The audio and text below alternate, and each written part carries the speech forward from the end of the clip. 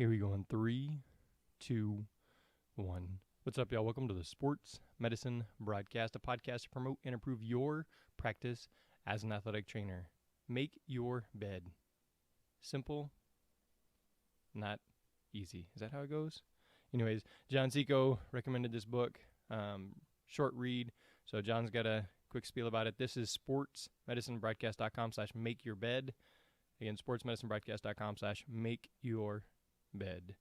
John?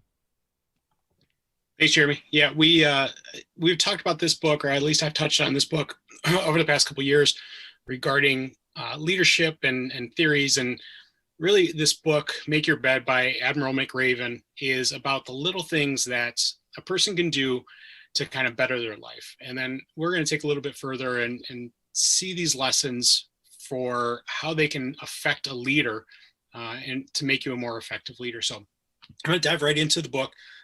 Start off by making your bed. In May 17th, 2014, Admiral William McRaven addressed the graduating class of the University of Texas at Austin on their commencement day. Taking inspiration from the university's slogan, "What starts here changes the world," he shared the 10 principles he learned during his Navy SEAL training that helped him overcome challenges not only in his training and long naval career, but throughout his life. And he explained how anyone can use these basic lessons to change themselves, the world, for the better. So this book you can actually find online, and there's going to be a link in the show notes for the commencement address that he gave back in 2014. It's a nice 20-minute long speech, and he just goes over these life lessons kind of briefly in a speech, but then the book elaborates on those lessons a little bit and gives stories where he learned these lessons from and how he applied these things to his daily life. So we're really going to just touch on about half the book.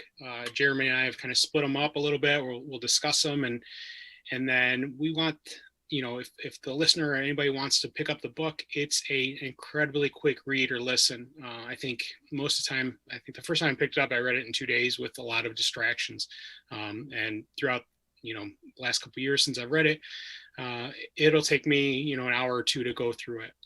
He's followed up recently with The Hero Code, which is a very similar book about how to be a quote unquote hero. Doesn't necessarily mean that you have to put on a cape and jump from building to building, but how can you do the little things in your life to be a hero to others? And really that's what this book is about as well. It's the little things in your life that will help you become a better person. And if you want to be a leader, how you can become a better leader. The first chapter starts out the same as the title of the book. It's Make Your Bed. Start your day with a task completed. For me, it's what does the attention to detail say about you as a leader? And I was writing up some notes and thought about it a little bit, and I talk about it when we look at our football team or we look at other teams, and when a team's doing really, really well, it's the attention to the detail that allows that team to succeed. And that's something that I think we as athletic trainers and really people can learn from, is if you take great care to view the small detail in things and really give a good attention to the detail. It's the little things over time that grow into the big things. So the chapter really talks about why he makes his bed, and just kind of highlighted some notes from the book. You search for something that can give you solace, a sense of pride in an oftentimes ugly world. Daily life needs a sense of structure. Sometimes the simple act of making your bed can give you the lift you need to start your day and provide you with the satisfaction to end it right. So I thought about that. When you get to a hotel room and you find a hotel, the bed is nicely made and you've had a long day of whether it's at convention or things like that, and you get into a nice, comfortable bed because it's been made and not a mess, it makes you feel good. But if you're the person that actually does that each and every morning, number one, it's a small task that adds up over time. If you've had a completely crappy day, that at least you've done one thing right, and then you can end your day with that in your back pocket. And that really helps, people get through days when they're really, really tough. And it's the little things over time that actually add up and help you become a more successful person and leader. Jeremy, do you have any thoughts on that chapter? So give me some practical application for athletic trainers in the office. Obviously, we all know we could make our bed or we could exercise first in the morning, that kind of thing. So for athletic trainers, what are some of those first item start your day with the wins that you could do in the office and athletic training related? I think about it when I look through my kit. My kit is incredibly organized. The tape is stacked really nice.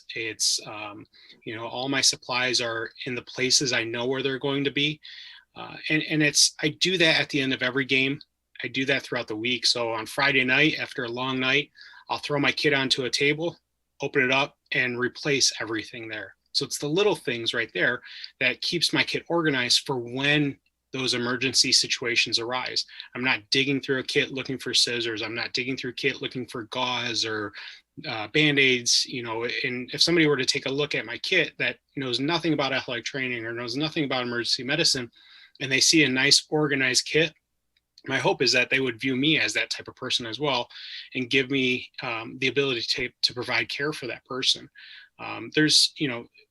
It doesn't always happen. My kit does become messy. It gets thrown around in the back of a van or a car or on the bus. I've gone to pick up my kit before and everything's spilled out. And of course, I don't put everything back right away. But, when I take the time throughout the days or throughout the weeks to realign everything, I know that in an emergency situation, I'm going to be able to handle things really, really well. And the other thing is, how do you use different supplies around your athletic training facility? Do you put together your heel and lace pads a certain way? Or do you slap them together at the last minute? Is that taking up time in your day, or is that providing you with more time to care for more patients or more student athletes? Um, I think about a lot as that discipline, in an everyday life, and especially in the athletic training room, to care for those things, because if you're caring for those things, you're most likely going to do a really good job at caring for a student athlete or a patient. All right, so in the beginning, you mentioned Hero Code. I know Rick Cox on Twitter recommended that book as well once we started talking about this.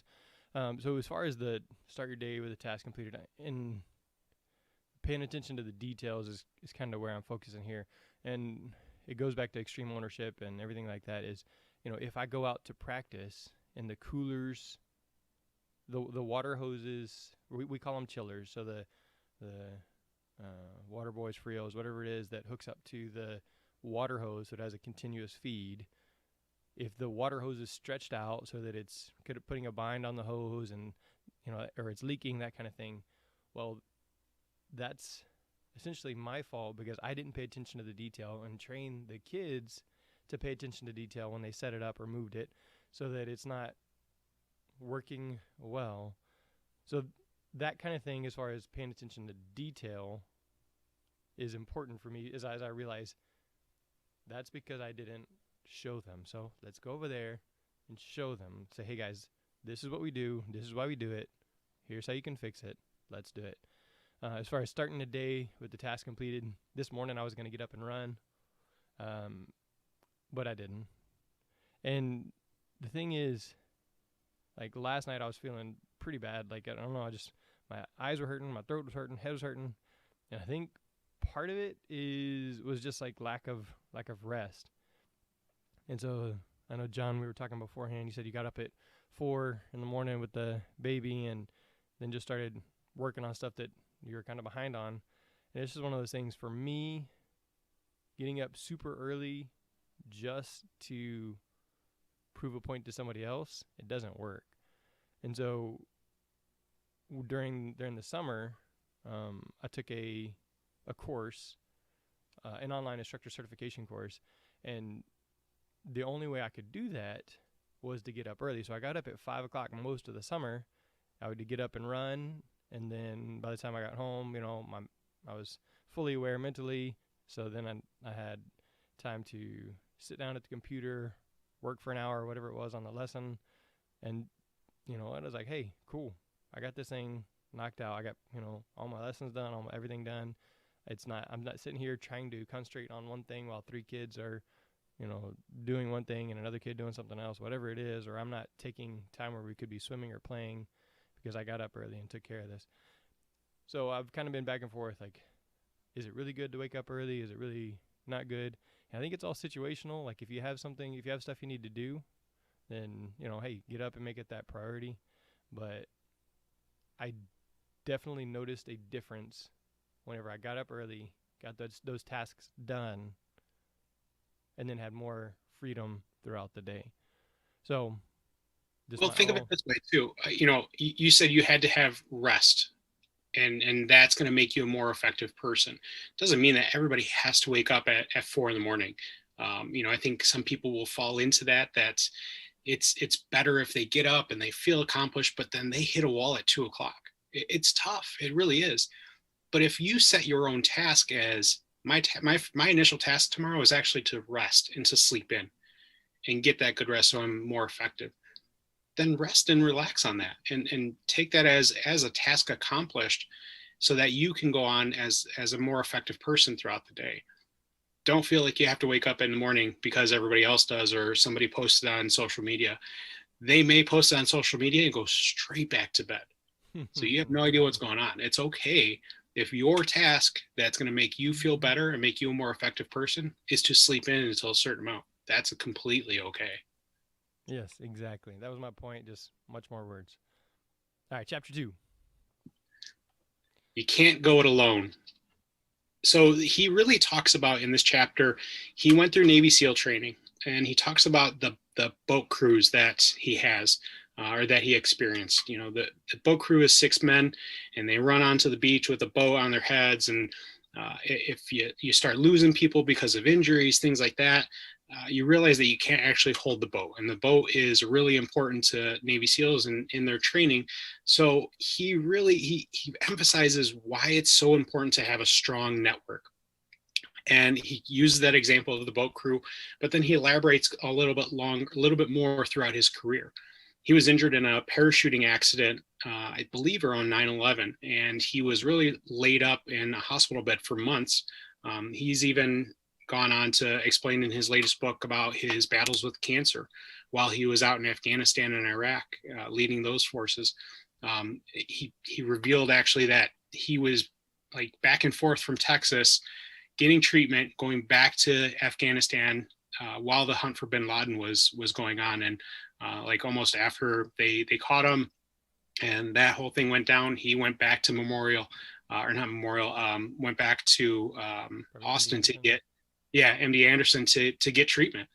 And he was back and forth. But he really talks about his life and the people who are in it, his network of individuals that have helped him become successful. But, it's the people that have really challenged him, but also really been there the whole time that have made him a successful person. And I wrote down my initial notes were family, and the family and the people around you who give you the strength internally to succeed is your own network, and you cannot go it alone. And I know a lot of us have gone it alone, and it's not a great feeling. Sometimes you feel like you need to, but if you don't have a good network around you, things become really tough really quick. And that's not a good place to be. So many times when I talk on here, I'm talking about family, like you said, because we're foster parents. I have 3 biological sons. I have 2 foster daughters now. We've just had our second foster daughter for a week and 2 days. And so it's really been a huge adjustment. However, we've had many people like send PayPal, Venmo, whatever it is, some money just so that we can buy food, because with 5 kids, it's a lot different than 4 kids. One of them, all of them basically you've raised from babies, whereas one that's 2.5 years old coming into the situation, you're having to learn the words and her needs and things like that. And it is really, really tough. And there's no way that Sarah could do it by herself. She'd be much more likely to be able to do it by herself than me. Because the other day I was putting our newest foster daughter to bed, and she was basically just crying herself to sleep. And I'm like, oh my gosh, I can't take this. Like, I'm sitting there and reading and praying and talking with her and that kind of thing, and just trying to make her feel comfortable going to bed. And she's just like until she literally falls asleep, and I'm like, oh my gosh. And then Sarah's like, she's still adjusting, Jeremy. She's still adjusting. So there's no way I can do it alone. And then all the people that have stepped in and helped, right? And just before that, Sarah got into a car accident. I took pictures of the axle. It's all sorts of jacked up underneath that tire. Both sides are all scratched up, banged up. And so the car will probably be totaled. And again, we didn't have a vehicle to get everybody from one place to the next, and we still don't. We now have two vehicles that we could cobble together everybody getting to one place at one time. But that's because a family member said, hey, we have an extra vehicle we're not using, right? And for me, it's like there was nothing, like I couldn't have planned that. I couldn't have said, oh, hey, don't worry. If anything happens, my dad has an extra vehicle he can let me borrow. It's really just a matter of, hey, we need help. And people stepped up. And then I think one of the ones further on, we'll talk about encouragement, but Kelly Salter, your friend there in Michigan, she sent us some more cookies for Cookie Tuesday, just to encourage us, and again, that network of encouragement is fantastic for, look, it was 7 cookies, right? It's not that big of a deal, but there was a note in there. There was a gift card in there to buy some diapers, but it was also the thoughtfulness and the continued encouragement that makes a huge difference and says we are not alone. We are not by ourselves. And then, obviously here at the school, I worked at a high school by myself. I was the only athletic trainer at what is now a 6A high school, which is the biggest high school. So it's 2,200 kids plus in Texas. And it sucked. I was by myself.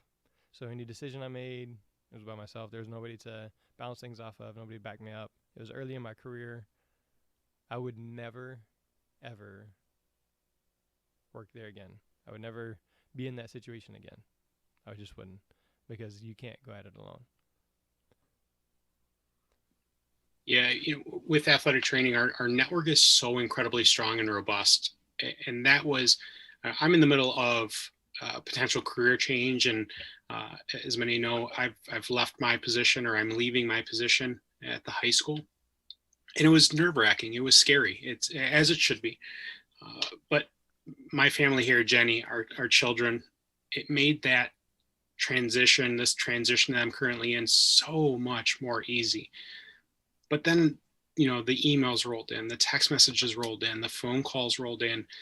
The amount of people within our network, athletic trainers in my area, athletic trainers across the state and across the country have reached out to make sure that, number one, I'm okay, that, I'm not leaving because of something wrong that happened, or, that I'm getting fired or things like that. No, I'm taking a big leap. I'm doing something risky, but I'm doing something hopefully that'll help healthcare in Michigan, and who knows what's going to happen. But I want to make sure that, people had made sure that I was okay, and I didn't really think about that at first. I was taking it one step at a time, and resigning and being with my family.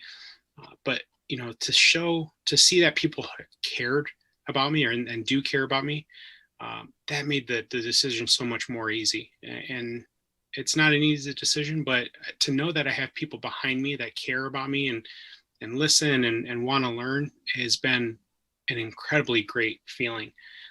But that's because we have a great network. It's the people we've built up around us that are positive individuals. And if you don't have many people around you, if you have negative individuals around you, it's not going to be an easy ride. And that's really the true lesson in this chapter, is make sure you have a good network. And, if you're going somewhere, you're going to all paddle together. Chapter 4, Life's Not Fair. Drive on. How do you deal with adversity? The reason we talked about, and you said, I don't know if I really want to do this chapter. And, I didn't want to either, but there's one thing to be said with our profession, is the ability for us to be incredibly negative and to commiserate with the daily struggles of athletic training. And to say that I've never done that, I'd be guilty. Of course I've been there. I've been in the expo center where I'm just bitching and complaining about why we're not getting paid well or whatever it is. But at the end of the day, it didn't do anything for me. Made me feel maybe a little bit better, but it really didn't at the end of the day. And it didn't help me with my profession. It didn't help me with a salary. None of that stuff changed. And if you have a better attitude, if you try to foster a better attitude around you, and if you go back to your network and talk to those individuals and try to lift people up and understand that like life's really going to be tough sometimes. Can you deal with it? Or, are you just going to roll over? This chapter talks about the sugar cookie, and no, not the great sugar cookies that Kelly has sent us, but the idea of in Navy SEAL training, they have to get wet. They run into the surf, they roll around, and then they roll around on the beach. And this is at 5:30 in the morning when the water is 50 degrees, and then they have to go about their whole day with sand literally everywhere. And how that creates chafing and all those things. Understand, or at least explains how you understand that adversity really does hit you hard, and how do you deal with it? Are you going to quit? Are you going to go over, ring the bell? Or are you going to embrace it? Are you going to embrace the attitude and deal with it? Because if you do deal with those things, you're probably going to have a better outlook on life. Jeremy, we talked about your car accident, or Sarah's car accident, and you showed those pictures to me, and it could be really easy to just roll over and say, the world hates me. They dealt me this, this is the card that I've been dealt, and I have to really bitch about it. And that's okay. But what are you going to do about it? What are we going to do about it as a network and as a profession, or what are you going to do it as a person? Are you going to, go on and get a new car, or are you going to complain that the axle has fallen off? And really at the end of the day, it's not going to get you anywhere in two different ways. Yep. I think you were supposed to cover this one, so we keep it short, but that's exactly it. Is like, hey, we're okay. We got this. Let's just keep moving, right? And there is a place for a trusted confidant to, have those griping sessions, that kind of thing, because it allows you to vent, allows you to get your feelings out, allows you to move and process that. And so it's like, all right, Sarah, I understand Sarah is my wife. Sarah, I understand you're, frustrated and you're kind of shaky. It's okay. We'll get through this. Like, what we literally did is I rode my bike to work for 3 days so that Sarah could drive my car, and and she had to call her parents because we have 5 kids, and no, at that point we have 4 kids, but they're car seats, right? So my car is a Honda CRV. It seats 5, including the driver. So essentially, we had to leave one kid at home to go pick up the other ones, drop the other ones off, and then do some sort of mix and match, or, hey, parents, can you pick them up and hang on to them until I can get the older one, that kind of thing. And it's really just, again, about that network and about okay, we got this, just one step at a time. That's all. So we're going to bounce ahead to chapter 7. It's stand up to the bullies. And what he talks about in this chapter is sometimes you're really going to have to choose the difficult right over the easy wrong. And I know we're faced with this daily. Like with kids, are you going to just allow them to not eat their dinner because you don't want to put up with the fight at the dinner table? Or are you going to stand up and say something, or, hold them accountable to that? That's one of our fun things that we're going through is, our 5-year-old he'll get halfway through and, no, I'm done. I want to go see TV. I want to watch TV. It's like, nope, we're going to hold steadfast on this, because if we go all the way back to chapter 1, it's the little things over time that turns out to be a big thing. And that, we want to foster that within him where he's finishing something, especially his dinner, where he needs to grow. But we want to make sure that we're doing the right things. But in doing those things, you have to understand that, in striving to choose the right over the wrong, you have to be okay with the internal dilemma that is going to go on inside of you, because you're going to be in a bigger situation. How do you handle, as an athletic trainer, how do you handle, somebody who has a concussion. Are you going to diagnose that person? Are you going to put them through a concussion protocol? Are you going to send them off to the right physician? Or are you going to say, I can manage this one without telling anybody, and hopefully in a day or so they get better? Or, with an ankle injury, we can pop some ice on it and maybe in a day you'll feel better. Or are you going to treat the person a little bit more effectively? We're constantly faced with these decisions that we have to make. And with those decisions, it's choosing either the easy right or the difficult wrong. The difficult right or the easy wrong. And how do you go about those? The more you go through those as a leader, you potentially could be seen as an enemy. You could be seen as a difficult person, somebody who doesn't want to, lay down for the coach or whatever. But you're making the incredibly difficult right decision for the health and safety of that student athlete. And that's a lesson that I picked up from that chapter, is you have to be okay with making those types of decisions and the choices that you're faced with, so that you are a more effective practitioner or more effective leader. The standing up to bullies. Most often on social media, I would see athletic trainers talking about the coach did this, the coach did this. And I've had my issues with coaches, and, I'm at a point in my career to where I'm like, it doesn't matter. Like, you can say what you're going to say, but I'm going to do what I'm going to do because this is what's right. And a couple years ago, I had a coach, it was halftime of a varsity football game, and a player sprained his ankle. And so I was like, okay, well, we'll check him out at halftime. And then he's like, oh, can you go? Can you go? I was like, we're going to check him out at halftime. And then at halftime, I was like, hey, coach, he can't go. Well, your injury evaluations need to be more user-friendly or something like that. I'm like, coach, this is what he can do. This is what he cannot do. He's not able to walk pain-free. There's no way he can go out there and run without causing more injury. I'm like, so I just walked away. That was my standing up, was this is what's going to happen. Walk away. I don't need to argue with you. We're just walking away, because ultimately it's mine and the kids' decision, not the coaches. And, things have changed. The coaches are pretty supportive now. Like, hey, can he go? Can he go? And if I say no, they say, okay. They find somebody different. They just need to know, because they need to fill that hole more than we have to have that one kid back out there right now. Like, okay, well, we just need to fill that hole. We need to make sure there's somebody out there. And, like you said, thinking also about financial stuff. Obviously, I'm a Dave Ramsey guy.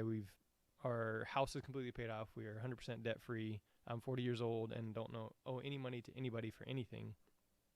And it's because we made a lot of hard decisions not to go to fast food, not to go to restaurants, not to buy new cars.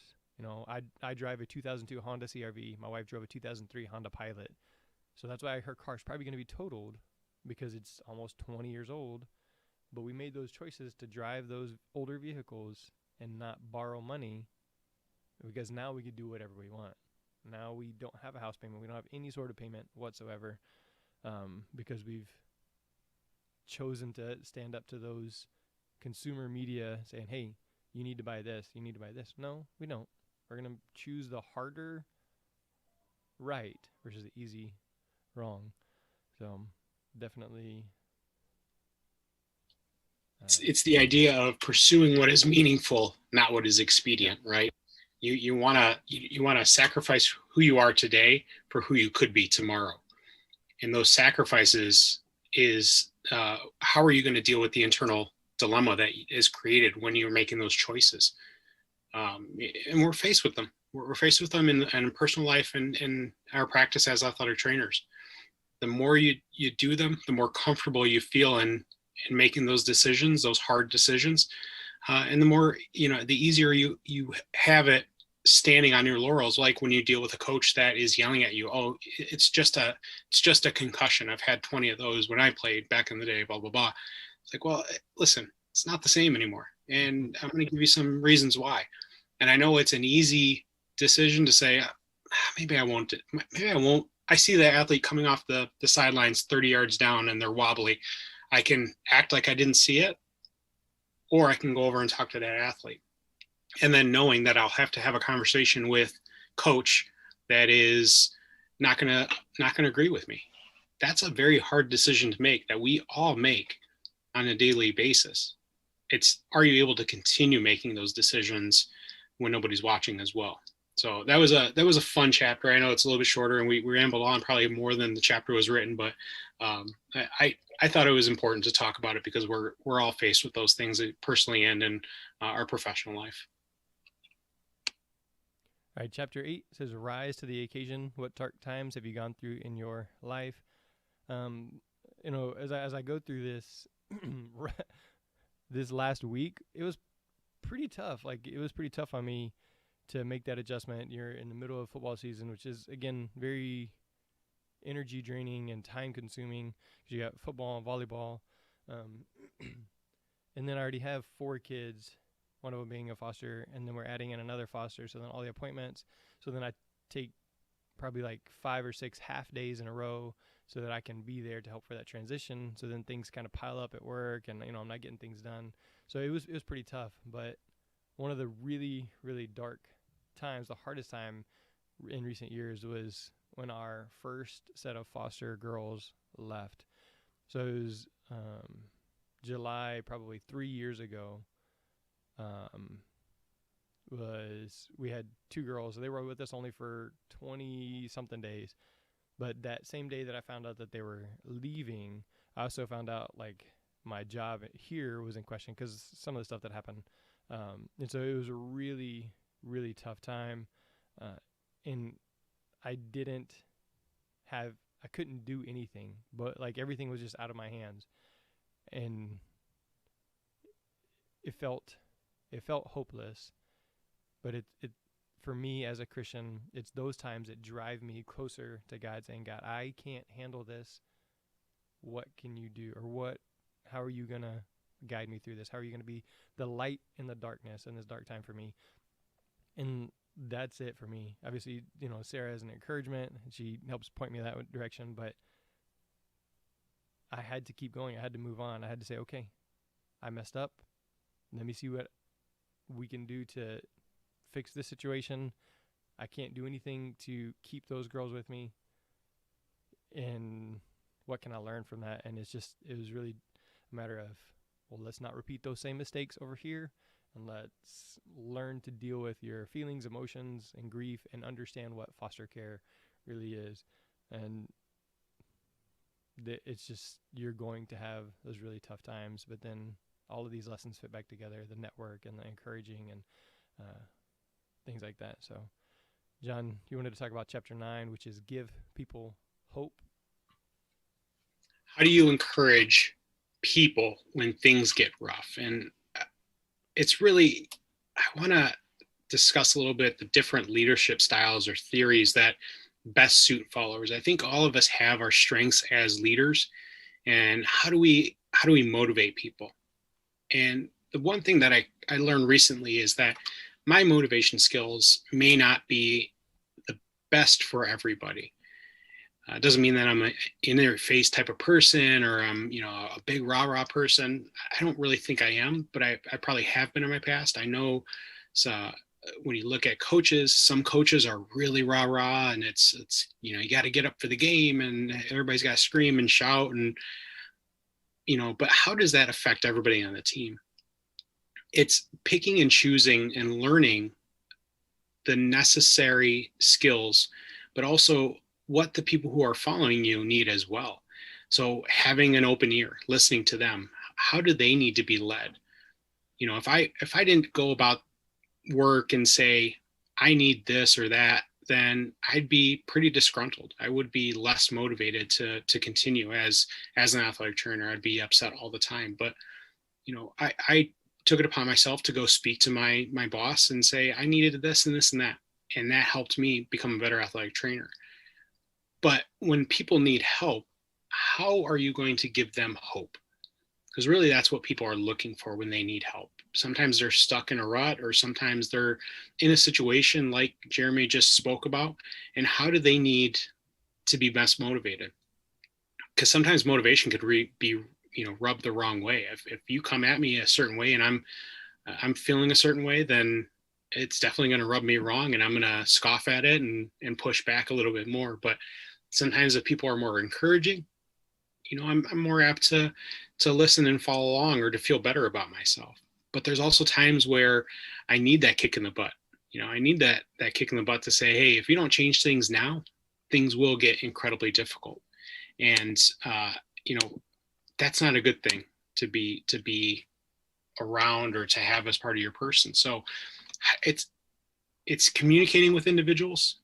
People are around you, people who you work with, people who you lead. How can you become a more effective leader, not for just each individual person, but the whole, everybody that's around you? Going back to that network, how can you be a better motivator for those individuals who you encounter on a day-to-day basis?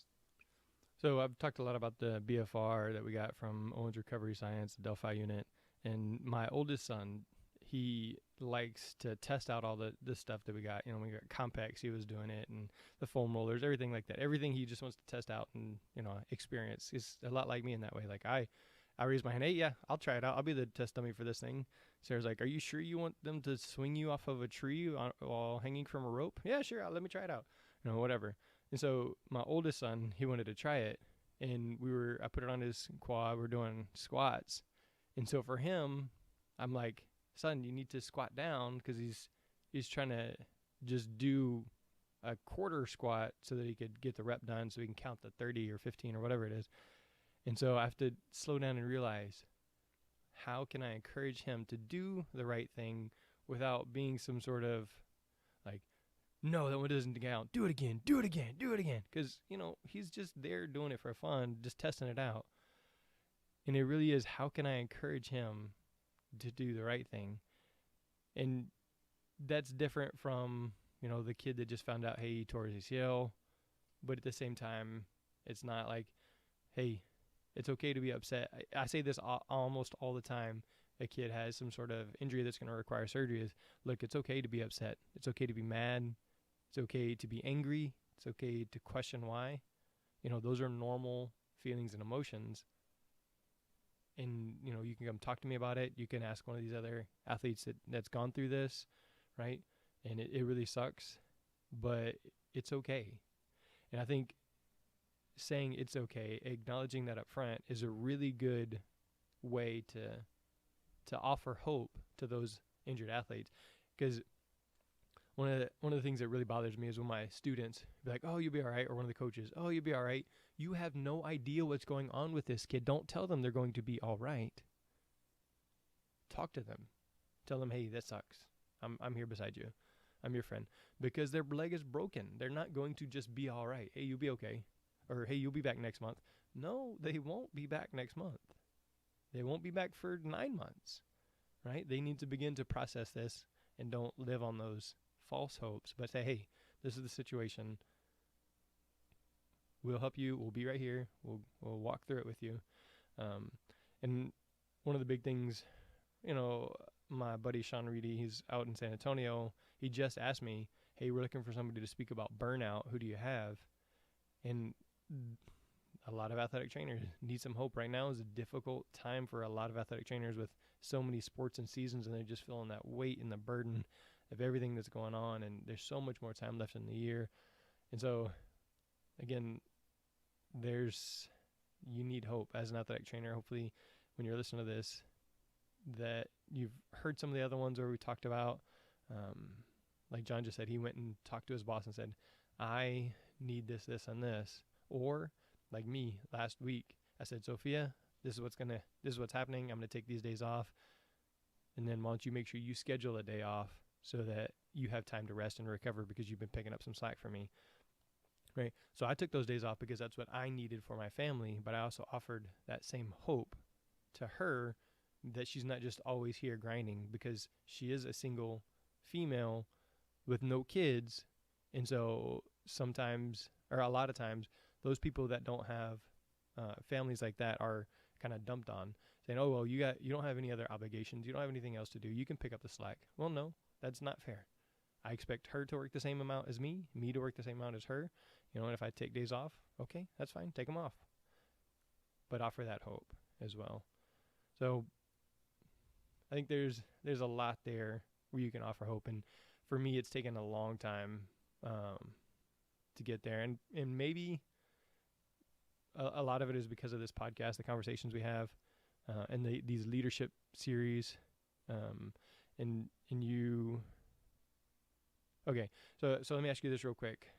When we're talking to Dr. Matt Coots, John, I would say Dr. Matt Coots, and you said, how did you say his name? I think I said Coots.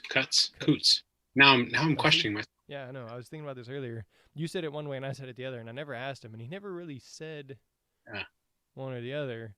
And so, anyways, in our conversation with him, he talked about when he's at a leadership workshop, he'll say, okay, I think it's LEAD. He said, what's a leadership word that starts with L?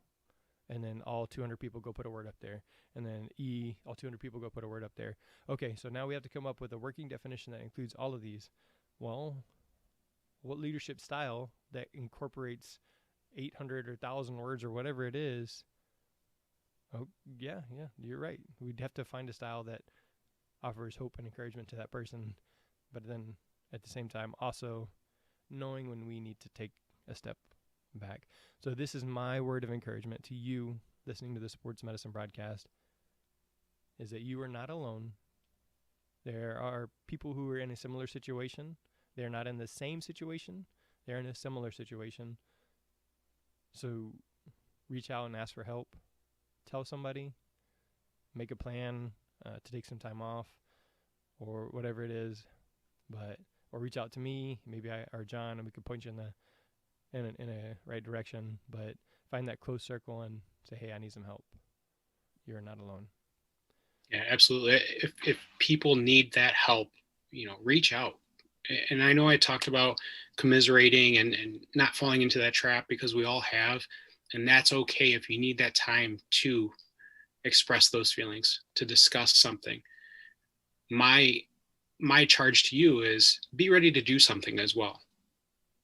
But if you need help, definitely please reach out and seek that help from your network. And that's sometimes where people find the hope. I do want to touch on the motivation styles a little bit, and we talked about it a few seconds. But if you think you're a great motivator, if you think you have a tactic that works for everybody and anyone, try it on your partner, try it on your spouse, because you'll learn very, very quickly that it's probably not the right thing, and you're going to have to learn how to become a better motivator for everybody. Just because people listen to you doesn't mean that they're actually really listening.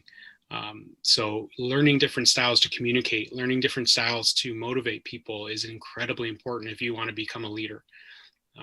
And you have to seek out the people who say no to you too. You have to keep those things to ground you as an individual, because if you just keep going along with the yes man, then you're really not going to be a great leader. And you'll soon find out that people won't want to listen to you anymore, and your motivation techniques aren't great. So be ready to change things if you need to. So we talked about, go ahead. No, you got it.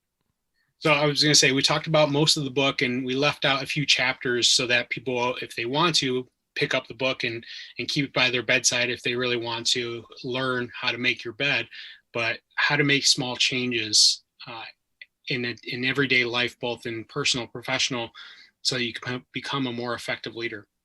And I'm going to read the back of the book just to give you a little bit more background, and so you understand a little bit where we're coming from. If you make your bed every morning, you will have accomplished the first task of the day. It will give you a small sense of pride and will encourage you to do another task and another and another. By the end of the day, that one task completed will have turned into many tasks completed. Making your bed will also reinforce the fact that the little things in life matter. If you can do the little things right, you will never do the big things. You will never do the big things wrong. And that's the back of the book. And it's definitely one of my favorite books. And I was talking to Jenny about it just a few minutes ago, right before we jumped on. And she said, "Are you ready to give this talk? Did you go through all your notes?" And I said, "Actually, no, but I've read this book enough, and I feel pretty confident that I could pick it up and discuss every chapter as we need to, because it's such an easy and quick read, and it's actually quite fun as well." I highly recommend the Audible version where Admiral McRaven reads it himself. And so there's always something different whenever you hear the person who wrote the book, who lived the stories, read them. And so, just hearing that, I listened to it while I was running. So I listened to it again, like just clips of it, of each chapter last night while I was putting down our youngest foster daughter. And it's definitely something that you could easily go back to and over again, like John said. And I know John mentioned the YouTube speech, so we'll have a link to that in the show notes. This is sportsmedicinebroadcast.com/makeyourbed, or you can probably just search on YouTube for Admiral McRaven, University of Texas commencement speech, and you'll probably find it pretty easily that way as well. Final thoughts, John? No, I encourage everybody to pick up this book, and if you enjoy it, pick up the next one, The Hero Code by Admiral McRaven. Some really good life lessons, and it's, like I said, easy read, a lot of fun, and he's got some really good stories in there. So when we first started talking about this book, I put it on Twitter and Facebook, social media, something, and there's somebody that told me, they picked it up and read it in one night, and I can't remember who that person is right now because a lot has happened since then. But it really is a simple, easy read or easy listen. So check it out, and then I'll have to check out Hero Code and go from there. Obviously, if you have been listening to the Sports Medicine Broadcast for long, you know how to get a hold of John. Twitter is his main focus because he's trying to minimize the distractions so that he can focus on his new things he's got going on and really spend that time there at the house with his family. And if you've noticed me, I've been kind of MIA on social media. I tend to log out on the weekends and then try not to log in until I absolutely have to. For that same reason, is to focus and to avoid some of that negativity. But it also offers me and others hope when I'm on there. So on Twitter, look for John, look for me, reach out and connect to us that way. You can send us a DM or tag us or whatever, and then that way we'll see the notification. So I appreciate everyone that listens to the Sports Medicine Broadcast, that shares it, either watches on Facebook, on YouTube, or listens to the podcast, or even just reads through the post that accompanies the podcast release. So thank you for allowing us to be part of your journey as an athletic trainer. And again, reach out to John on Twitter for anything like that. We got some partners, people that help provide things for us or for you. physicaltherapy.com/one free course. John, I'm surprised that your job wasn't with Myotech. You said, yeah, I'm going to be leading a division of, and I thought you were going to say sales at Myotech. I was sure that's what you were going to tell me today. Yeah, one of the first people to reach out to me was actually Ken Sissels, who's the CEO of Myotech, to give me some words of encouragement and discuss how things are going. So who knows? There may be a job offer out there, but for now we're going to concentrate on some other stuff. But they're a great company, and if our paths cross in the near future, I wouldn't mind spending some time with Myotech. So there you go. Or at least maybe you'll be the guy doing the pull-ups at the Myotech booth at NATA. Who was that had the pull-up bar at the NATA in Vegas? I can't remember who that was. I just remember you coming over with the ripped-off blister. So yeah, that wasn't fun. So Mark Pro is another really cool deal. You can use DSMB if you're buying it on your own. Again, the device is probably around $600 or so, and that'll save you, I think, 10 or 20%. Anyways, enter that code. That helps you get a discount, and then I think it sends me, like, if I get 4 people to buy it, then we get a free one here at the school. So it's pretty cool, but you got to buy it on your own, not through the school. So, and then also AT Corner podcast, they're kind of taking over the AT discount sheet I had. So check that out for a more updated version. So if you want to go to sportsmedicinebroadcast.com/AT Corner, they're kind of taking that over. So I made that little short link for them. sportsmedicinebroadcast.com/makeyourbed is the link to this show. And again, our word of encouragement is you're not alone. Reach out, ask for help, and then go from there, right? So Jeremy Jackson, John Seco, the Sports Medicine Broadcast. October is our leadership month. That is a wrap.